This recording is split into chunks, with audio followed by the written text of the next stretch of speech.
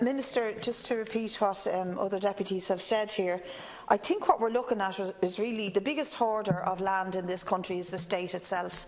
There's thousands and thousands of acres just being hoarded by the state, and in St Michael's in Inchicore, this is really obvious. You see it when you walk into the square.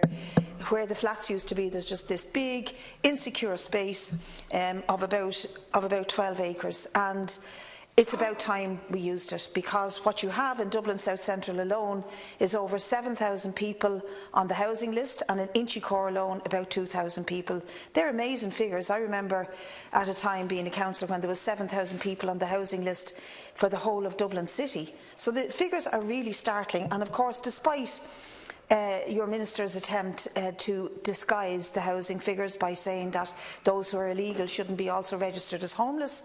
Just throw it in there, you can actually be both.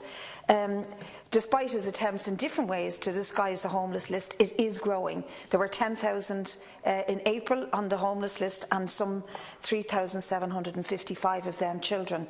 So we do have a serious problem, and the state needs to end the hoarding of land and to use initiatives like what's being proposed by the residents of St Michael's to have a cost rental model that will allow immediate building instead of hoarding the land for the interest of the developers, so that the price of it goes up and up, and so that the deal can suit private development rather than land for public use. This is public land, and the only thing that should go on it is public housing.